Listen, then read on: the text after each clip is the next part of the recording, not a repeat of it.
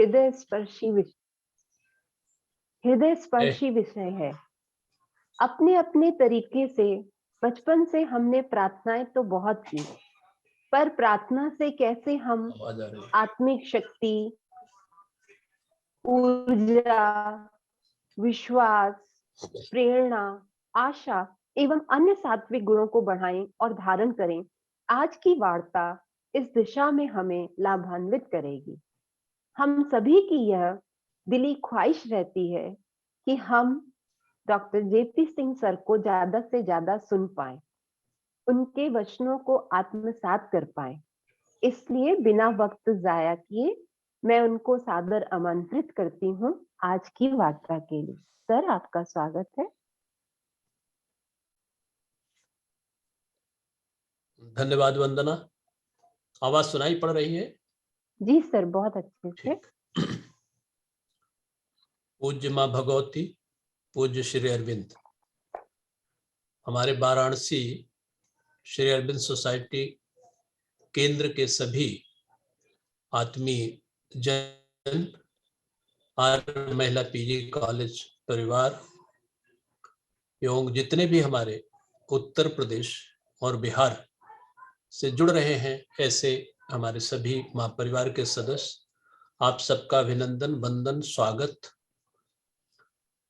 माँ के चरणों में नमन करते हुए आज की 5वीं वार्ता जो श्री अरविंद सोसाइटी वाराणसी केंद्र द्वारा आयोजित हो रही है, उसका उनको अनुग्रह ही है कि हमको एक इस तरह से साधना करने का अवसर देते हैं। आज का विषय प्रार्थना की शक्ति, पावर ऑफ प्रेयर, हमने लिया है। वास्तव में संदर्भ सावित्री का है और उस पे आए थोड़ी सी हम पृष्ठभूमि आप सबके सामने रखना चाहते हैं। प्रायः अपने शास्त्रों में 2 शब्द आते हैं, एक प्रार्थना और दूसरा स्तुति। स्तुति के बारे में कहा जाता है कि जब हम डिवाइन ग्लोरी का, उच्चतर शक्ति का, भगवान का, मातृ शक्ति का जब हम एक गुणगान करते हैं, खास करके उन गुणों का जिनके बारे में हम कुछ जानते हैं, सुनते हैं, उनका गुणगान करते हैं, उस ग्लोरी का गुणगान करते हैं, तो उसको स्तुति कहा जाता है। स्तुति भी भगवान से या उच्चतर सत्ता से जुड़ने का एक माध्यम होता है, वो भी प्रेयर जैसी चीज है। दूसरी प्रार्थना, प्रेयर, जिसमें एक अभ्यर्थना होती है, एक डिमांड होती है, वो चाहे वैयक्तिक हो, चाहे समाज के लिए हो, चाहे राष्ट्र के लिए हो, चाहे विश्व के लिए हो, उसमें एक ऐसी अभ्यर्थना होती है जिसको हम प्रार्थना कहते हैं। तो प्रार्थना और स्तुति के ये थोड़े से सूक्ष्म, ये है एकेडमिक डिफरेंस, हम लोग जानते हैं, उसका स्मरण कराते हैं।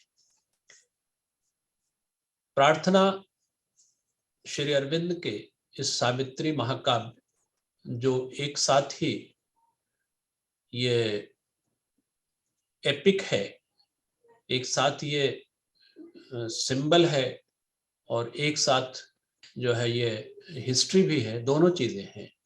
प्रतीक भी है, आख्यान भी है। आख्यान का मतलब हुआ कि कभी घटित हुआ है, और प्रतीक का मतलब है कि आज के संदर्भ में, आने वाले समय के संदर्भ में भी इसकी उपादेयता है, इसकी उपयोगिता है। इस दृष्टि से सर्वोत्तम महाकाव्य श्री अरविंद का सावित्री है, जिसके बारे में हम समय समय से चर्चा करते हैं। इसमें हर एक पंक्ति में एक मांत्रिक शक्ति है, वो अपने में एक प्रार्थना ही है। इस चीज को हमें समझना चाहिए। इससे थोड़ा सा सावित्री का अध्ययन एक गंभीरता पूर्वक करने का हम लोगों को एक अभ्यास करना है। और अब यह एक अच्छा लक्षण है कि हमारे हिंदी भाषी क्षेत्रों में इसका अभ्यास हो रहा, चाहे उत्तर प्रदेश हो, बिहार हो, मध्य प्रदेश हो, दिल्ली हो, राजस्थान हो, गुजरात हो, हर जगह इसका प्रचलन इधर विशेषकर कोरोना के काल से काफी बढ़ा है। यह एक सुखद लक्षण है। आज हम लोग थोड़ा सा प्रेयर के बारे में जो डिस्कस करेंगे, इसकी पृष्ठभूमि सावित्री के संदर्भ में हम आपके सामने रखते हैं। आप जानते हैं सावित्री जो एक डिवाइन ग्रेस है, वो पृथ्वी का उद्धार करने के लिए ही इस मॉर्टल बर्थ को उसने एक्सेप्ट किया है। She took her mortal birth और a world's desire compelled her mortal birth. एक पूरे विश्व की एक इच्छा थी कि सावित्री का अवतरण हो, और ये अवतरण कैसे हुआ? अश्वपति के साधना के परिणाम स्वरूप हुआ। और वो अश्वपति जो प्राण शक्ति का एक ऐसी पावर वाला व्यक्तित्व है जिसके यहाँ ही ये डिवाइन ग्रेस अवतरित होती है, ये सब हम जान चुके हैं और पहले पिछले वार्ताओं में इसका जिक्र हो चुका है। तो सावित्री एक सूर्यपुत्री है, अश्वपति की पुत्री के रूप में इस मॉर्टल जगत में, ये पार्थिव जगत में वो उतरी है। और सामान्य रूप से अगर हम जीवन के इवोल्यूशन को देखें, जीवन के एक विकास क्रम को देखें, तो सामान्य विकास ये होता है कि आदमी का भौतिक जन्म होता है, उसका एक जीवन होता है, फिर मृत्यु होती है, फिर आगे जीवन चलता है। अर्थात जीवन एक ऐसे अनुभवों की श्रृंखला है जिसका एक स्टेशन जन्म है और दूसरा स्टेशन मृत्यु है, इसके बाद भी जीवन चलता रहता है। ये एक सामान्य प्रक्रिया है। ये प्रक्रिया सावित्री में भी चल रही है। सावित्री में एक विशेष पावर है, वो डिवाइन ग्रेस को लेकर के आई है। यह एक उसमें स्पिरिचुअल स्ट्रेंथ है, क्योंकि एक ऐसे स्पिरिचुअली स्ट्रेंथ वाले पिता की पुत्री है जिसका नाम अश्वपति है। इसमें भी स्पिरिचुअल स्ट्रेंथ है और एक विशेष मिशन के लिए ये पार्थिव जगत में उतरी है, पार्थिव जगत में अवतरित हुई है। अर्थात इसमें दो शक्तियां काम कर रही, एक सामान्य शक्ति जिसमें कि मृत्यु होती है और मृत्यु के सामने आदमी सामान्य तौर से लाचार होता है और उसका जीवन वहां समाप्त होता है, फिर अगला जीवन शुरू होता है। लेकिन सावित्री के अंदर जो एक स्पिरिचुअल स्ट्रेंथ है, जिसके बारे में हम कभी पुरुषार्थ में चर्चा भी कर चुके, आप लोग पढ़ भी चुके हैं, वो मृत्यु के को एक्सेप्ट नहीं करती, मृत्यु से कन्फ्रंटेशन करती है और मृत्यु पर विजय प्राप्त करती है। ये सावित्री की एक बड़ी महत्वपूर्ण थीम है।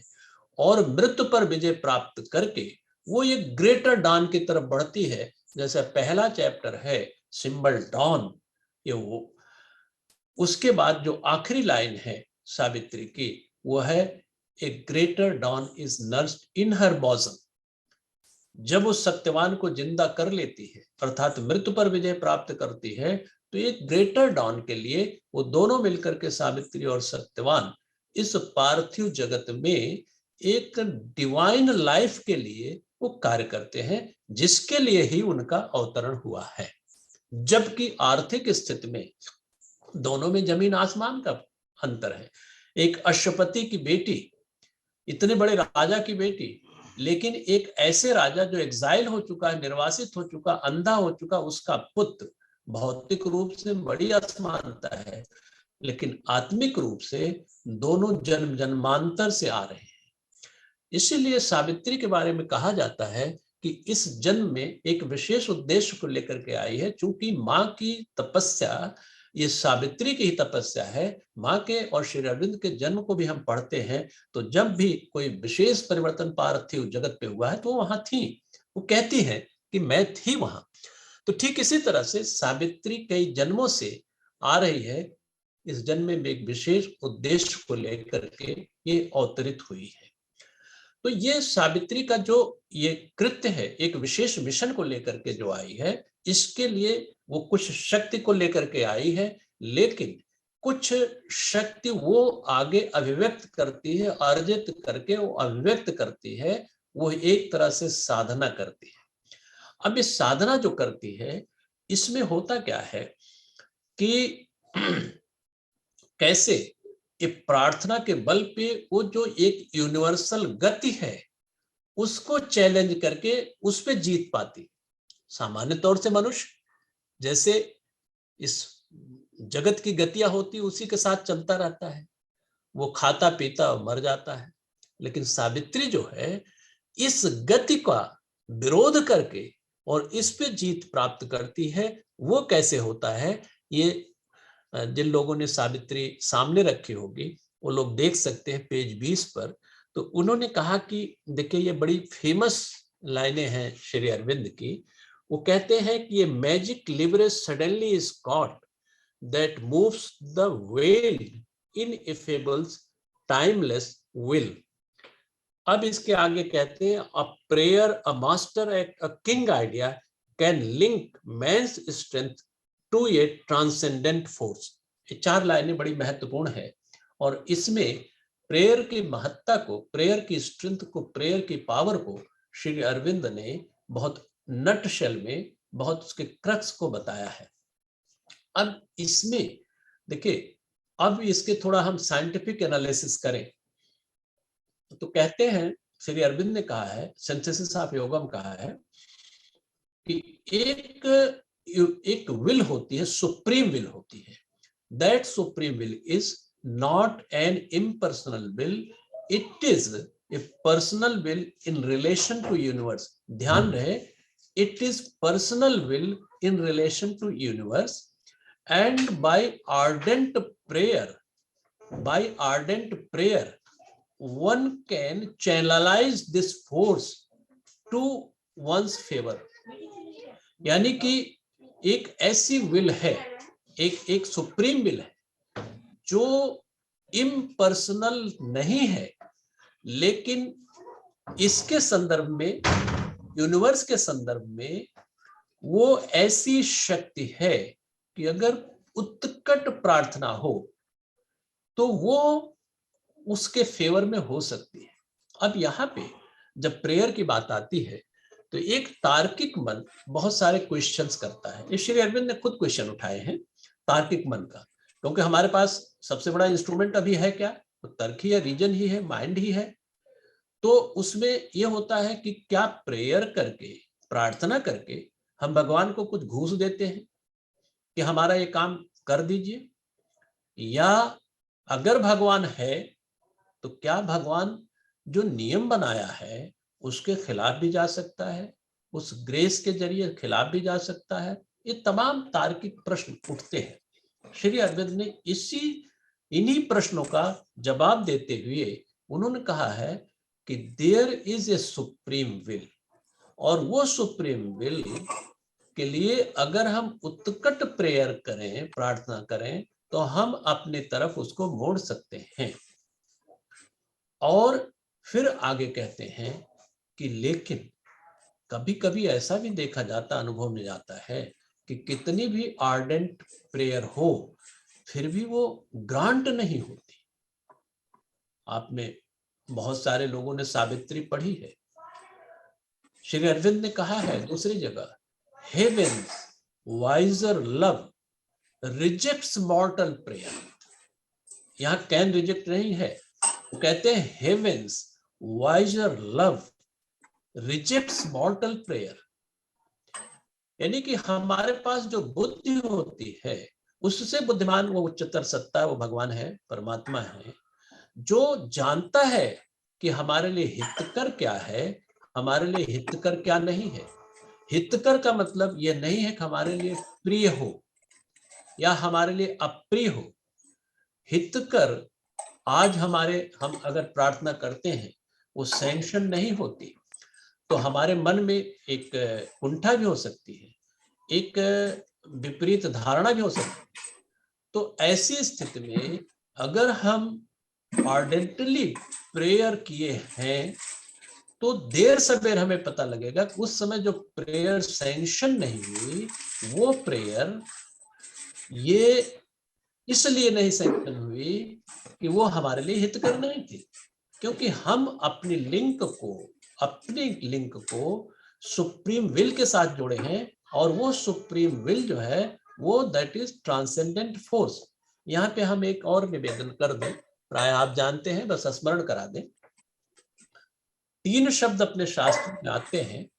एक तो होता है इंडिविजुअल कॉन्शियसनेस, वैयक्तिक चेतना, दूसरा होता है यूनिवर्सल कॉन्शियसनेस जैसे सार्वत्रिक चेतना, और तीसरा होता है ट्रांसेंडेंटल चेतना, ट्रांसेंडेंटल कॉन्शियसनेस, जिसको हम गोतीत या परात्पर चेतना कहते हैं। तो यहाँ पे जो हमारी लिंक की बात श्री अरविंद कह रहे हैं वो सुप्रीम विल ट्रांसेंडेंट फोर्स से कह रहे हैं, और उससे हमारा लिंक हो जाता है। अब ये लिंक जो है ये एक बहुत बड़ी ताकत है। इसके पहले की लाइन जो है, a magic leverage suddenly is cot that moves the well in A fables timeless will. इसके पहले दो लाइनें हैं कि अगर ऐसी स्थिति होती है तो मैजिक लीवरेज, हम लोग प्राइमरी कक्षाओं में पढ़ते हैं या छठवें सातवें में उत्तोला का लीवर पढ़ते थे। लीवर क्या होता है कि जिससे थोड़े प्रयास से, स्मॉल प्रयास से बड़े काम हो जाते हैं। जैसे एक लट्ठा लेकर के हम एक तना, अगर लकड़ी का तना है और उसको हम एक पर्टिकुलर एंगल से लगा करके उसको थोड़ा धक्का दे देते हैं तो इधर से उधर हो जाता है, उतना बड़ा कि कुंटल भर का होता है, और हम लट्ठे से उसको धक्का दे देते। कैसे? ये एक लीवर का काम है, एक ऐसी फंक्शनिंग है जो एक मैजिक का काम करता है। अब ये magic leverage is suddenly caught, चूंकि ये ट्रांसेंडेंट फोर्स जो होती है इससे लिंक होती है, तो ये लीवरेज जो है हमको एक बड़ा जबरदस्त काम करवा देता है जो अदरवाइज सामान्य लोगों के लिए संभव नहीं है। क्योंकि हम मोस्टली फिजिकल स्तर पे होते हैं, फिजिकल लेवल पे होते हैं, लेकिन ये बड़ी गंभीर चीज है जिसके जरिए हम ट्रांसेंडेंट फोर्स से लिंक होते हैं। लेकिन ये भी कहते हैं कि ये जो है बौद्धिक रूप से समझी नहीं जा सकती, क्योंकि ये जो इसके पीछे जो विल काम कर रही है, ये जो संकल्प काम कर रहा है, वो इनएफेबल है, मीन्स अनिर्वचनीय है, अवर्णनीय है, अवर्णनीय विल है, संकल्प है जो इन घटनाओं के पीछे कार्य कर रहा है। इसलिए कहते हैं कि it can't be realised by ordinary this mind intellect, इससे नहीं समझा जा सकता, लेकिन ये काम करता है by magic leverage suddenly is caught. अब इसके बाद एक प्रेयर के बारे में इन्होंने बताया, और एक चीज लौकिक हम लोग रामचरितमानस पढ़ते हैं, कई बार मन में आता है कि भगवान जैसे पक्षपात करते हैं। भगवान पक्षपात नहीं करता। रामचरितमानस का आप लोगों ने पढ़ा होगा कि सुग्रीव और बाली दोनों एक ही जैसे थे, बड़े हमशक्ल थे।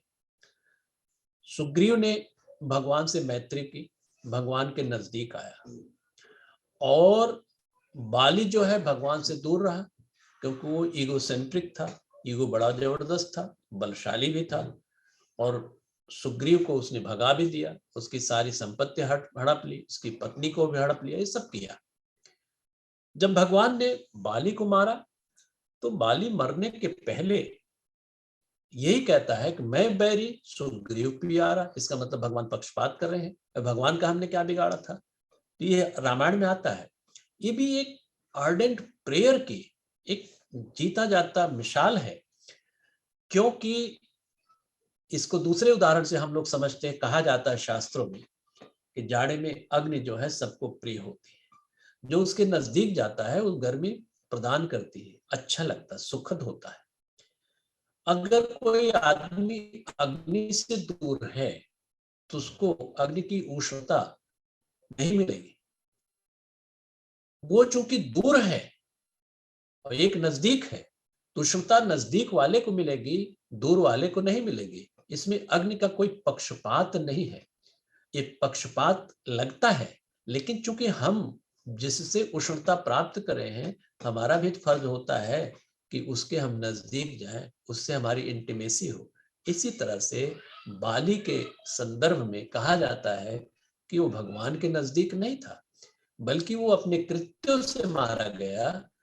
जो भगवान के नजदीक सुग्रीव थे, और सुग्रीव भी धीरे धीरे भगवान के नजदीक पहुंचे थे। देखें, कहा जाता है कि पहले सुग्रीव ने कहा कि सब प्रकार करियों से औकाई, हम हर तरह से भगवान की सेवा करेंगे।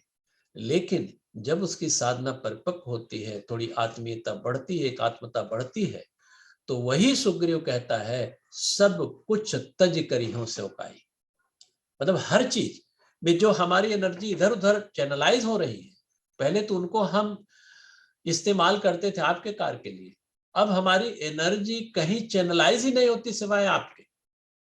तो आ गया सब कुछ तज करिहो सो काई। तो ये होता है कि प्रार्थना में के संदर्भ में ये चीजें कही जा सकती हैं कि इस प्रार्थना के द्वारा हम जितनी ही ज्यादा उत्कटता से हम भगवान के नजदीक पहुंचते हैं, संभावनाएं उतनी ज्यादा होती हैं कि हमारी प्रार्थना जो है वो सैंक्शन हो जाए, हमारी प्रार्थना ग्रांट हो जाए। तो ये थोड़ा सा प्रार्थना के बारे में और भी चीजें हैं जिसके बारे में हमें जानना है। अभी तो ये हो गई प्रार्थना, 3 एजेंसी की बात कही है श्री अरविंद ने, prayer, master and king idea. अभी दोनों को हम थोड़ी देर में देखते हैं, लेकिन प्रार्थना के संदर्भ में कुछ और भी चीजें हम लोग स्मरण कर लें। भगवान कृष्ण गीता में कहते हैं, अध्याय 9 का 22वां श्लोक बड़ा फेमस है, अनन्यास चिंतयन्तो माम ये जना पर्युपासते तेषाम नित्याम युक्तानाम योगक्षेमम वहाम्यहम्। बड़ा फेमस है और इसकी योगक्षेम वहाम्यहम् को इंश्योरेंस वाले लेते हैं और उससे फायदा क्या होता है, जब आदमी मरता तभी फायदा होता है, दूसरे लोगों उसका कोई फायदा नहीं होता। लेकिन एनीवे उसको लिया है योगक्षेमम वहाम्यहम्। अब यह कहते हैं अनन्यास चिंतयन्तो माम, अनन्य भाव से मेरा जो चिंतन करता है भगवान का, यानी कि दूसरा कुछ नहीं, वो अनन्य भाव से जो भगवान का चिंतन करता है, ये परिउपासते, उपासना कैसी करती, परिउपासते, उसमें ये उपसर्ग लगा है परिउपासते, यानी कि विशेष रूप से जो उपासना करता है, तेषाम नित्याभियुक्तानाम, ऐसे नित्य युक्त लोगों के योग जो उसको प्राप्त नहीं है उसको मैं प्राप्त कराता हूं, और जो उसके पास प्राप्त है उसका रक्षण करता हूं। तो ये जो है अनन्यास चिंतयन्तो माम, ये आर्डेंट प्रेयर का एक बड़ा ही खूबसूरत उदाहरण है जो भगवान कृष्ण ने अर्जुन से कहा है भगवत गीता में 9 अध्याय 9 के 22वां श्लोक, बड़ा फेमस श्लोक है, 3 से 60वां श्लोक है पूरे भगवत गीता का। ये हमको ये ध्यान दिया है कि किस तरह से आर्डेंट प्रेयर महत्वपूर्ण होती है। और दूसरी चीज भगवान कृष्ण कहते हैं कि 4 तरह के भक्त वो भी प्रार्थना पे ही निर्भर है। पहले होते आर्थ, जो तकलीफ में होते हैं, जो तकलीफ में होते हैं वो भगवान को याद करते हैं।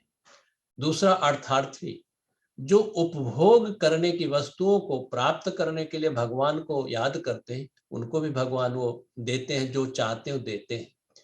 फिर इसके बाद तीसरी जिज्ञासु, जो ज्ञान और भक्ति के जानने की जिज्ञासा करते हैं। और चौथे ज्ञानी भक्त, जिनको ज्ञान भी है लेकिन भगवान से वो जुड़े हुए हैं, भगवान के प्रति एक डिवोशन भी है। तो 4 तरह के भक्तों की बात है। ये डिपेंड करता है कि किस तरह की प्रार्थना भगवान से वो करते हैं, वो हमको मिलती है।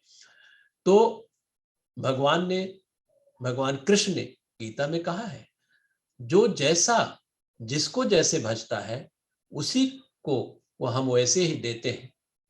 तो इसमें भगवान का कोई पक्षपात नहीं है, बल्कि हमारी सिंसियरिटी कितनी है, हमारी नियम निष्ठा कितनी है, हमारी लक्ष्य निष्ठा कैसी है, इस पे डिपेंड करता है हमारी उपलब्धियां, और इस पे डिपेंड करता है भगवान की ग्रेस।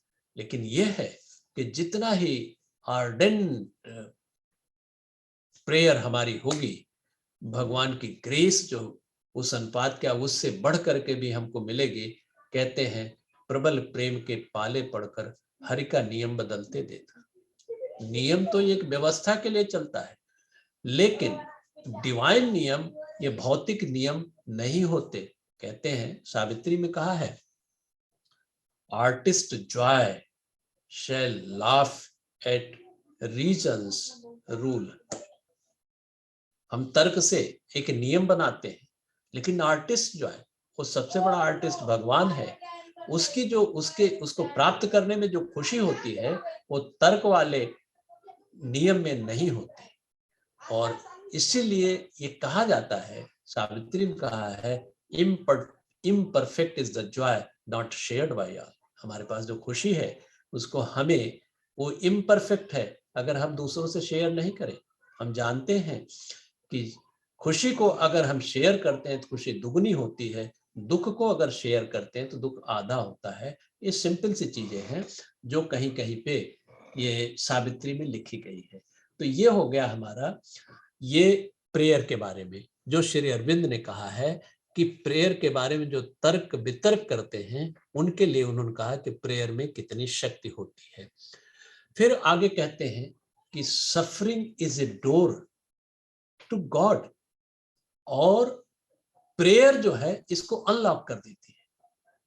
अभी जैसे आर्त के लिए, भक्त के लिए कहा, तो आर्त जब होता है, परेशान जब होता है, तो एक उच्चतर सत्ता की तरफ वो बढ़ता है, उच्चतर सत्ता से निवेदन करता है, सप्लिकेशन करता, अनुनय विनय करता है।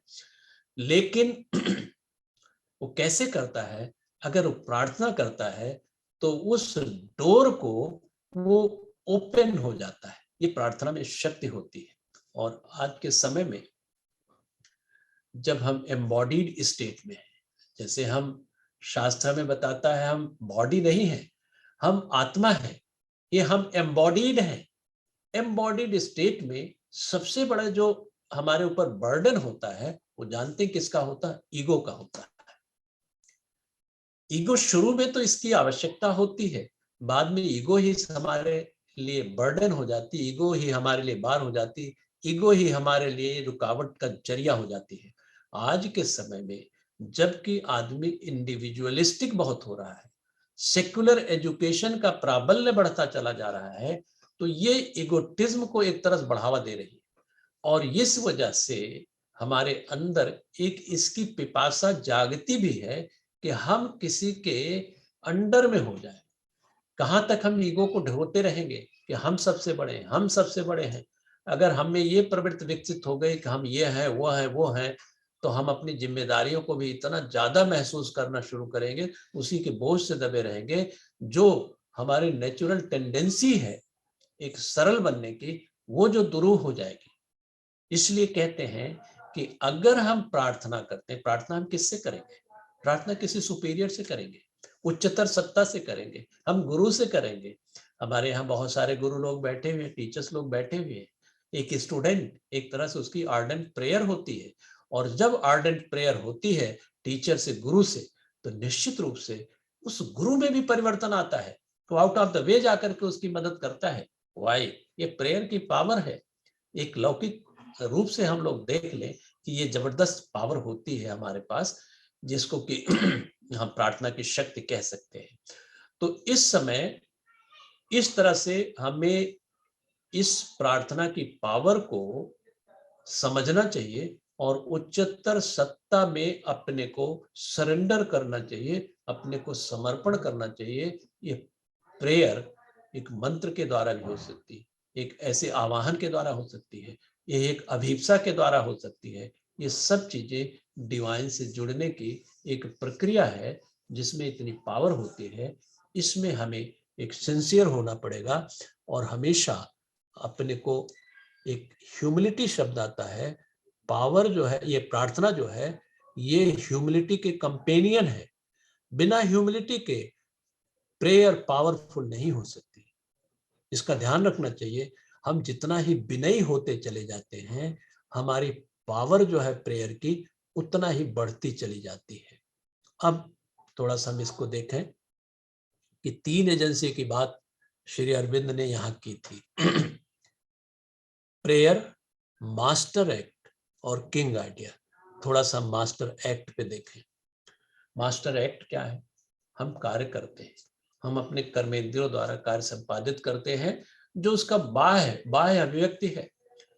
लेकिन उसके मूल में अगर एक ऐसी गहराई होती, ऐसी आर्डेंट एक उत्कट इच्छा होती है, और वो उत्कट इच्छा भगवान से पोषित होती है, भगवान की विल से पोषित होती है, भगवान को समर्पण से, भगवान के समर्पण से पोषित होती है, जो वो कार्य होता है वो एक मैजिक लिवरेज का काम करता है। वो भगवान की विल से जुड़ा हुआ जब काम होता है तो उसमें इतनी पावर होती है। तो कहते हैं कि जब ये ऐसी स्थिति होती है तो हमारे द्वारा ऐसे कार्य होते हैं जिसको हम मिरेकल कहते हैं। लेकिन एक तीसरी चीज भी, तीसरी एजेंसी भी है। वो क्या है? वो master act and king idea. King idea का मतलब क्या हुआ? जैसे हम सीयर होते हैं, पोएट होते हैं, आप में टीचर्स में बहुत सारे पोएट हैं। पोएट, रियल पोएट जो होता है वो युग दृष्टा होता है। जैसे श्री अरविंद कहते हैं कि युग दृष्टा होता है। वो युग दृष्टा अपनी शक्ति से नहीं बनता, वो डिवाइन, वो सुप्रीम विल जिसकी चर्चा हम कर रहे हैं उसी से बनता है। वो सुप्रीम विल हमारे से जब जुड़ती है, सीयर से जुड़ती है, पोएट से जुड़ती है, तो उसके एक एक जो कर्म होते हैं वो उसमें असीम पावर होती है। तो कहते हैं then miracle is made a common rule. कहते हैं कि जो आखिर में है, then miracle is made a common rule, one mighty deed can change the course of things, a lonely thought becomes omnipotent. अब यहां कहते हैं कि जब ऐसी पावर आ जाती है तो मिरेकल जो है कॉमन हो जाता है। लेकिन दूसरों के लिए मिरेकल रहता है। लेकिन जिसमें ये साधना आ गई, जिसमें ये लिंक सुप्रीम विल से जुड़ गई, उसके लिए वो मिरेकल नहीं होता, क्योंकि वो जानता है कि ये विल, सुप्रीम विल, ये ट्रांसेंडेंट फोर्स जो है उससे हमारा लिंकेज है। ये हम बाह्य रूप से इसको संपादित कर रहे हैं, लेकिन मूल में वो ट्रांसेंडेंट फोर्स इसको कर रही है। उसके लिए मिरेकल नहीं होता, लेकिन सामान्य जन के लिए मिरेकल होता है। फिर वो कहते हैं कि then a lonely thought becomes omnipotent.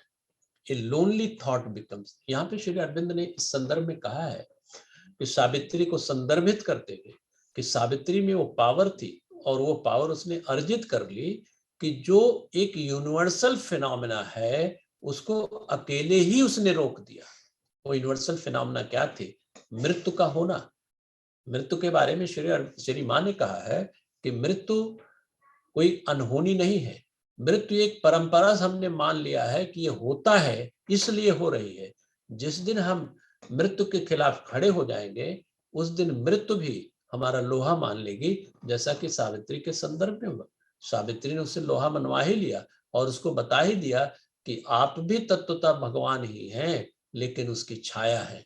अब आप देखिए, अगर हम चलते हैं, धूप में छाया है तो हमारे बगैर छाया का अस्तित्व तो नहीं होता, लेकिन हम चलेंगे धूप में तो छाया बनेगी जरूर।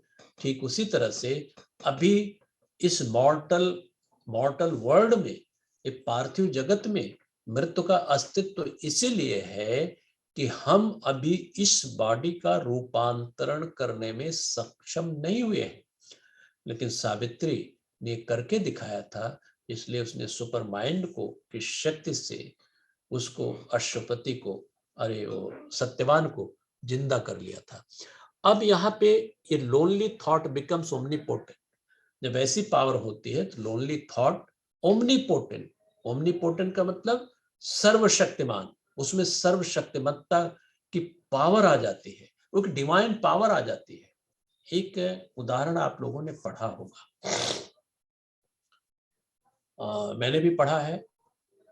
श्री अरविंद ने कहा है कि जो फ्रांस में 3 revolution, French 3 cardinal revolution of French, जो लिबर्टी, इक्वलिटी, फ्रेटर्निटी, ये 3 हुए हैं, क्रांति हुई है। अब ऐसे तो कहा जाता है कि ये रिवोल्यूशन जो है फ्रांस में हुआ, लेकिन श्री अरविंद ने कहा था कि हिमालय में बैठे एक साधु ने इस संकल्प किया था, और चूंकि वो साधु इसी सुप्रीम विल से लिंक्ड था, तो ये हजारों किलोमीटर दूर जाकर के ये घटित हुई। लिबर्टी, इक्वलिटी, फ्रेटर्निटी, आप में बहुतों ने पढ़ा होगा, हमने भी पढ़ा है। तो ये कैसे हुआ? ए lonely thought becomes omnipotent. Thought उसका था, संकल्प उसका था, लेकिन वो जाकर के घटित हजारों किलोमीटर दूर हुआ, फ्रांस में हुआ, श्रेय उसका फ्रांस को मिला, लेकिन उसके मूल में ये भारत का ये साधु था जो संभवतः वो सुप्रीम विल से लिंक्ड था। ये होती है कि प्रार्थना की शक्ति, मास्टर एक्ट, किंग आइडिया, जिसकी वजह से ये magic leverage is suddenly got, ये पावर आ जाती है। अब आते हम कि जो ये सावित्री में ये 4 लाइनें श्री अरविंद की बड़ी फेमस है, तो इसमें एक ये चीज कहा गया है कि इसका कोई लौकिक उदाहरण, पिछले दफे जब हम राजस्थान, अरे वो बिहार कमेटी ने एक महा समाधि दिवस पे या श्री अरविंद के देह त्याग के बारे में टॉक किया था, तो एक मेरे पास मेल आया था। उसमें से बनारस वाले कुछ थे, उन कुछ लोगों को मालूम है, बिहार वालों को मालूम है, लेकिन वो उसमें मिरेकलस शक्ति थी, उसको हम थोड़ा सा उद्धृत करने की कोशिश करेंगे। अभी हमारे पास 10 मिनट का समय है, थोड़ा सा हम इसमें उद्धृत करने की कोशिश करेंगे। एक घटना है, जब 2020 में कोरोना चल रहा था, तो एक पौंडीचेरी में अरुण जी हैं, उन्होंने मेल किया था। मेरी व्यक्तिगत परिचय उनसे नहीं है, लेकिन उन्होंने इस तरह से संबोधित किया था कि चूंकि आप सावित्री के साधक हैं, इसलिए मैं आपको प्रेषित कर रहा हूं। उनके छोटे भाई को कोरोना हुआ, जो धीरे धीरे ठीक हो गए, लेकिन जिस समय कोरोना उनको चल रहा था, उनकी पत्नी को भी कोरोना हो गया, और वो पत्नी अहमदाबाद के किसी अस्पताल में अकेले किसी रूम में एडमिट थी। उनकी हालत बड़ी खराब थी। उन्होंने इनको, अरुण जी को फोन किया कि भाई साहब प्रार्थना करिए कि मैं ठीक हो जाऊं, मेरी स्थिति अच्छी नहीं है। जब पहली बार उन्होंने कहा तो डॉक्टरों ने कहा था कि भाई 20% लंग आपका खराब हो चुका है। फिर उसके बाद दूसरी बार दूसरे दिन वो 40%, फिर 60%, फिर 80% तक लंग उनका इफेक्टेड हो गया था। जो कोरोना द्वारा संक्रमित, ये बहुत ही खराब प्रोग्नोसिस वाला है, और डॉक्टरों ने उनको एक तरह से हाथ खड़े कर दिए कि आप कुछ प्रार्थना करिए। ऐसे तो हमारे जो कोशिश कर रहे हैं, लेकिन बहुत ही ग्रेव प्रोग्नोसिस है। और वो भी बिल्कुल रोते हुए अपने मतलब भाई से कहा, अपने पति के भाई से कहा कि भाई साहब कुछ प्रेयर करिए।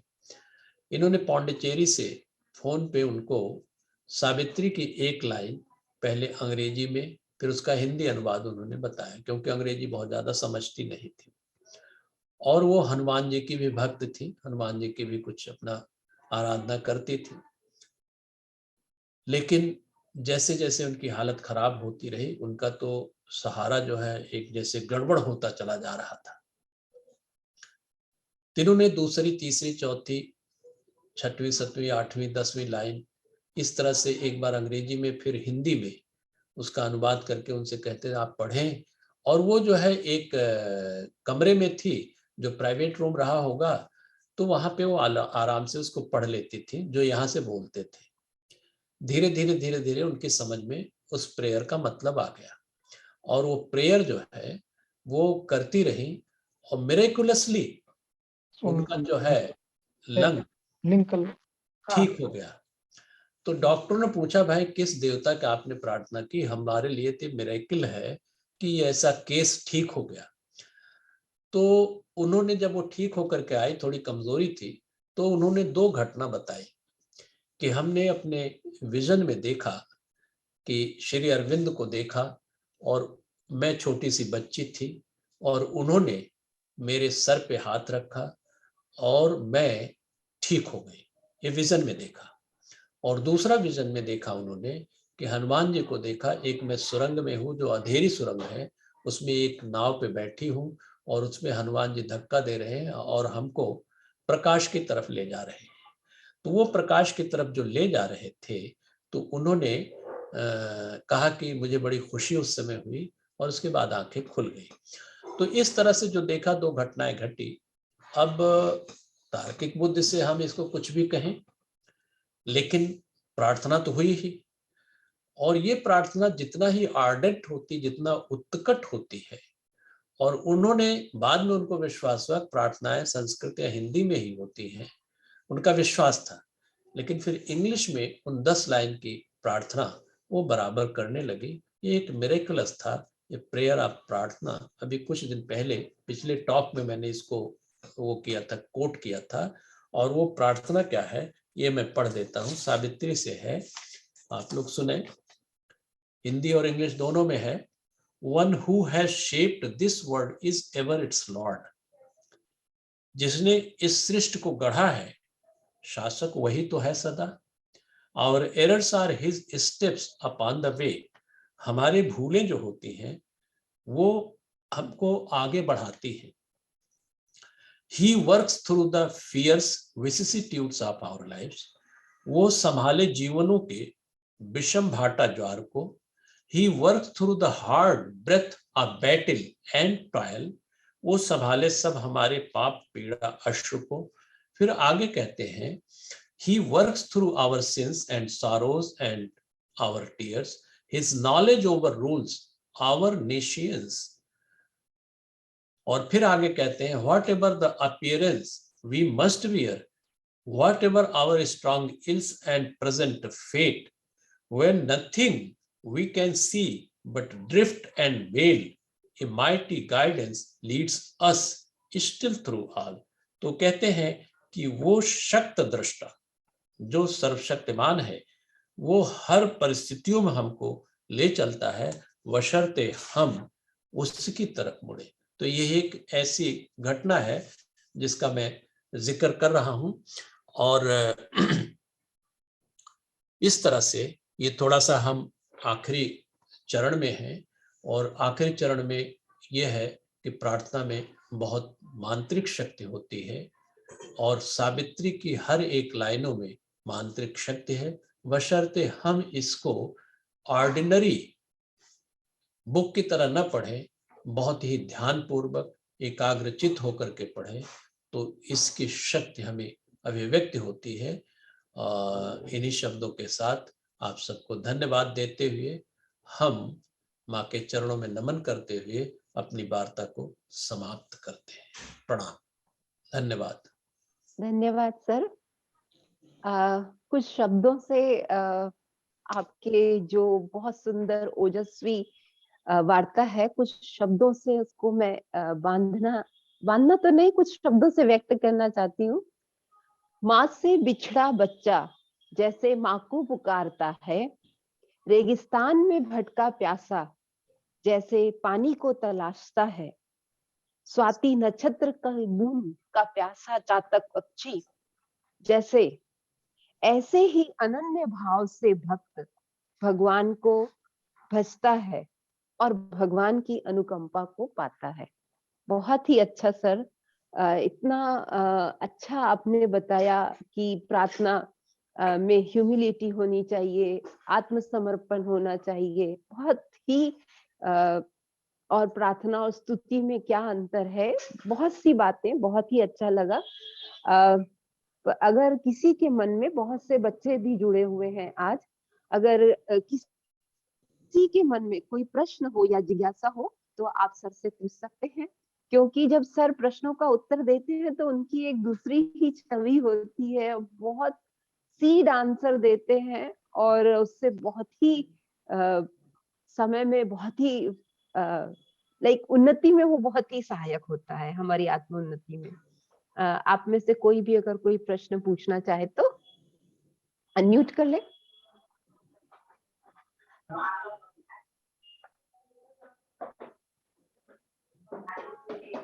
डॉक्टर साहब, ये प्रार्थना जो सावित्री से ली गई है किस पेज में है?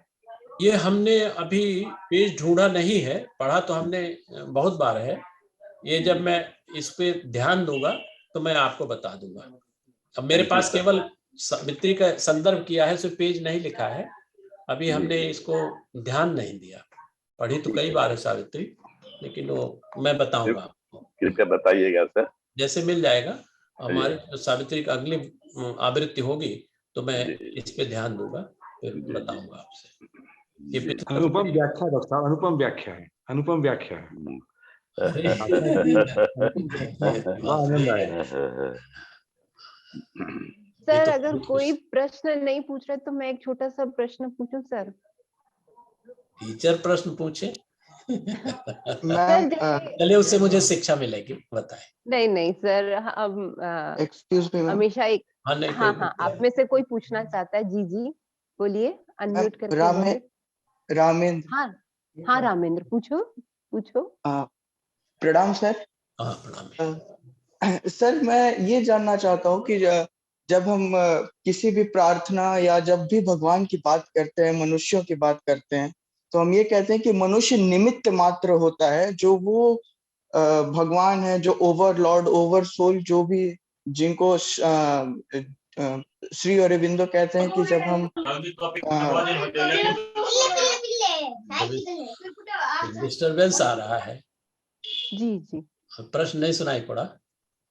हाँ सर, मैं पूरा नहीं कर पाया। हाँ, कि मनुष्य एक निमित्त मात्र होता है जो वो परम ब्रह्म कराना चाहता है। तो क्या जब हम प्रार्थना करते हैं तो क्या हम तब भी एक निमित्त होते हैं? वो चाहता है कि यह व्यक्ति और आगे बढ़े, या फिर उसको लिखा रहता है?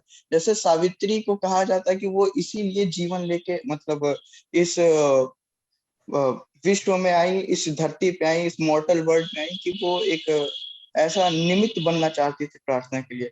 तो सर जो फेट का रोल होता है वो कितना होता है इस प्रार्थना में? फेट का रोल? Yes sir. क्या फेट का रोल? हाँ। देखिए, इस तरह से ये प्रश्न तो पहले एक तरह से लिया जा चुका है।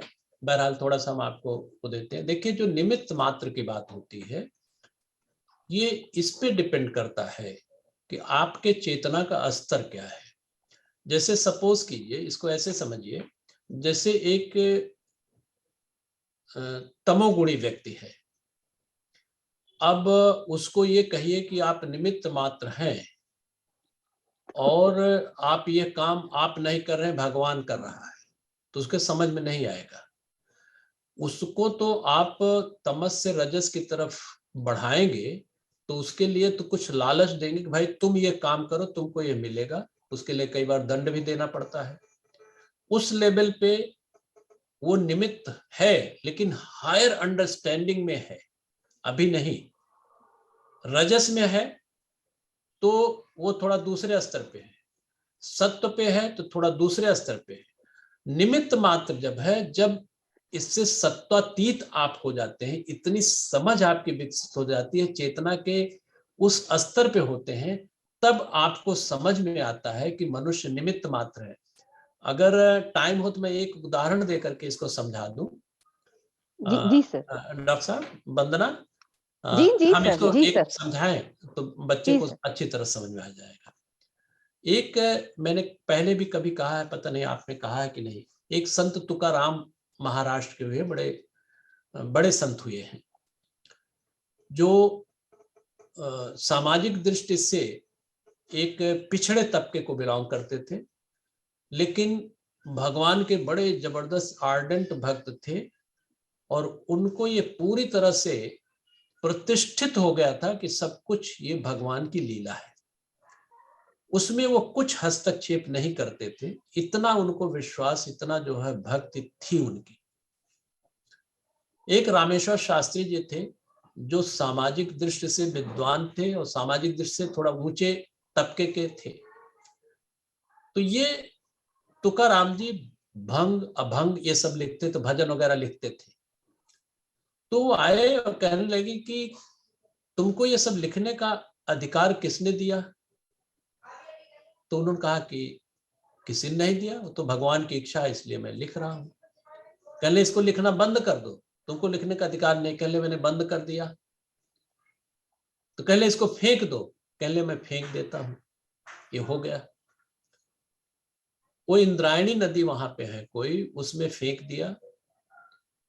13वें दिन वो इंद्रायणी नदी में वो जो लिटरेचर फेंका गया था, वो ना भीगे हुए, बगैर भीगे हुए वो उनके पास आ गया।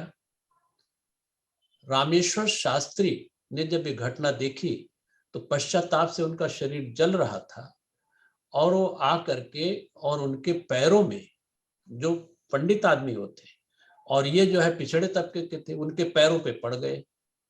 कहले महाराज हमसे बड़ी भूल हुई जो मैंने इस तरह से कठोर शब्द कहे। तो अब देखिए, अगर हम तर्क के दृष्टि से देखेंगे, हर लेवल का आदमी का, तमस वाले का इस पे अंडरस्टैंडिंग दूसरी होगी, रजस की दूसरी होगी और सत्व वाले की दूसरी होगी और सत्वातीत जो हो गया उसकी दूसरी होगी।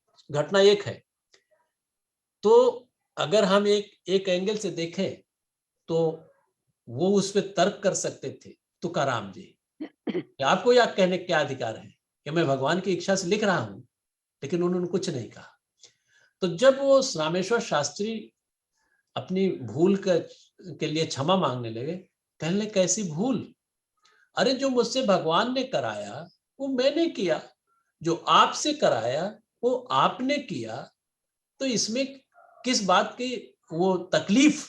अब देखिए, जो भैया कह रहा है कि ये भगवान करा रहे हैं, हाँ ये सो रहा है, लेकिन अगर हमारी अंडरस्टैंडिंग उस लेवल की नहीं है तो मैं तो यही कहूंगा ये बेकार की बात है। तो ये किस स्तर पे है हमारी समझ, उसके लिए ये होता है। तो ये जो है ये भगवान ही करते हैं सब कुछ। मैंने कहा एक supreme will which is not impersonal, and that supreme will by ardent prayer can be channelized in our favor। ये भगवान कोई फेवर नहीं कर रहा है, हमारा पक्षपात नहीं कर रहा है, लेकिन इस प्रार्थना में, उत्कट प्रार्थना में इतनी ताकत है कि वहां से ट्रांजेंट फोर्स जो है वो हमारे से लिंक हो जा रही है। तो ये चीज होती है कि, लेकिन अब ये कोई कहे कि हमने बहुत प्रार्थना की, लेकिन प्रार्थना में श्री अरविंद ने कहा है कि ये पूरी इंटेंसिटी होनी चाहिए, सिंसियरिटी होनी चाहिए, आपके व्यक्तित्व के सारे भाग उसमें लगे होने चाहिए। लेकिन एक तरफ हम प्रेयर कर रहे हैं, दूसरी तरफ सोच रहे हैं कि आज शेयर का मार्केट कैसा है, अगर हमने जो पैसा लगाया है वो कहीं डूब गया तो ये प्रेयर थोड़ी हुई। इसलिए ये किस लेवल पे आप हैं इस पे डिपेंड करता है कि ये क्या नाम का भगवान की कैसे सब कराते हैं। जो भी भगवान की, मतलब मनुष्य की जो वीकनेस होती है, भगवान अपना काम उन्हीं वीकनेस द्वारा करवा लेते हैं। जैसे एक और उदाहरण है कि जैसे जो सातिर प्रवृत्ति के व्यक्ति होते हैं उनकी लाइफ बहुत कम होती है, वो उनसे भगवान या माँ जो है, आप माता पुस्तक में पढ़िए, छोटी वाली पुस्तक है, तो उसमें लिखा है, श्री अरविंद ने लिखा है कि उनसे वो कृत्य और भी कराते हैं ताकि जल्दी से वो कृत्य को करके समाप्त हो जाए, अगले जीवन में जाए, ताकि इसकी प्रगति हो। भगवान इस तरह से इतनी ऊंचाई पे ये हमारे लिए हितकारी होते हैं। अब हमको जो बुरा लगता है वो अलग बात है, क्योंकि हमारी समझ ही उतनी है। ये बहुत अच्छा, थैंक यू सर, बहुत अच्छा, thank you ma'am for making part, thank you for being here.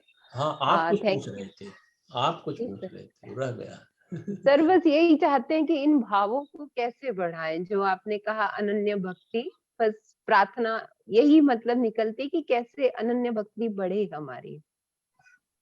अब देखिए इसका एक, डॉक्टर साहब वंदना, आप टीचर है ना, आप टीचर है नहीं सर, हम एक स्टूडेंट है। स्टूडेंट है, चलिए टीचर भी एक स्टूडेंट ही होता है। डॉक्टर वंदना डॉक्टर पाल है, वंदना सावित्री पढ़ाती हैं, वंदना सावित्री पढ़ाती हैं। तो ये देखिए आप टीचर्स की भी टीचर हैं, तो सावित्री पढ़ाती हैं। आपसे तो मुझे सीखना चाहिए। तो आप वो क्या कह रही थी, हाँ कैसे बढ़ाएं? नहीं देखिए, एक तो ये है कि हम लोग एक जागतिक स्थिति में काम कर रहे हैं, आप टीचर हैं, पढ़ा रही हैं, पढ़ रही, जो भी है, हम डॉक्टर हैं, हम डॉक्टरी कर रहे हैं, कोई उद्योगपति है, कोई कुछ है। तीन चीजों का ध्यान रखना चाहिए, भगवत गीता की बात है। एक शब्द जाता है यज्ञ भावना।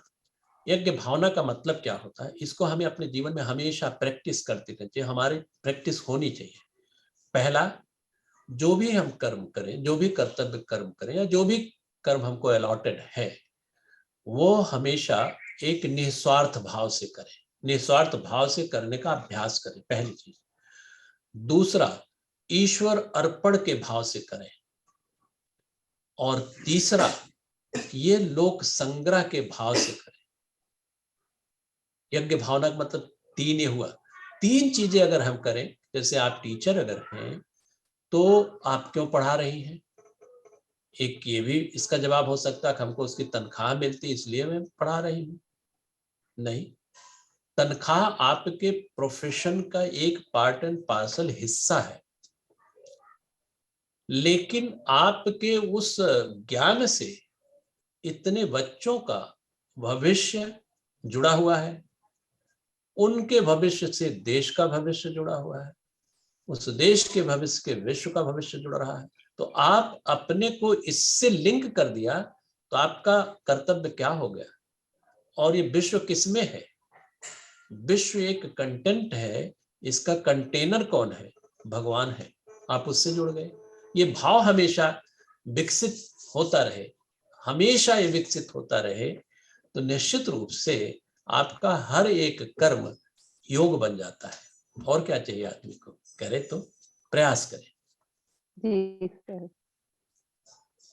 सर तो फिर जो अभी धन्यवाद ज्ञापन करना है, मैं वो भगवान को समर्पित करते हुए करती बिल्कुल हूँ करिए, और क्या। कि आप जी सर, आपका बहुत बहुत धन्यवाद सर। आपकी जो ओजस्वी शैली है, जो प्रेरणादायी वचन है, वो हृदय पर बहुत अमिट छाप छोड़ते हैं सर।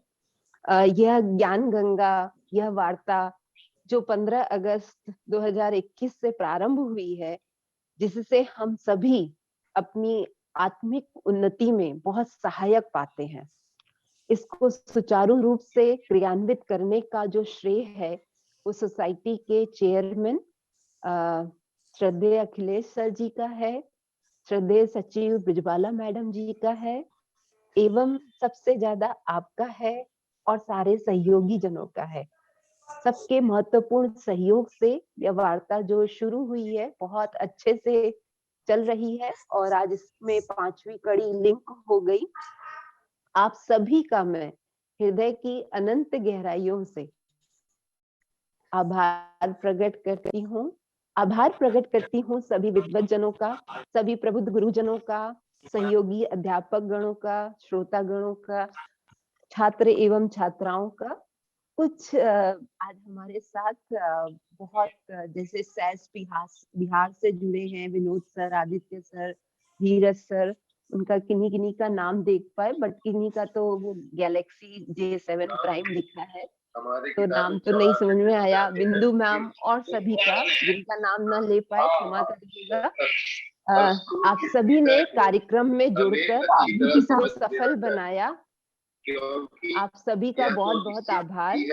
इस आशा के साथ हम पुनः अगले महीने में 15 तारीख को फिर मिलेंगे। इस कार्यक्रम का यहीं पर समापन करते हैं। सभी का बहुत बहुत धन्यवाद। डॉक्टर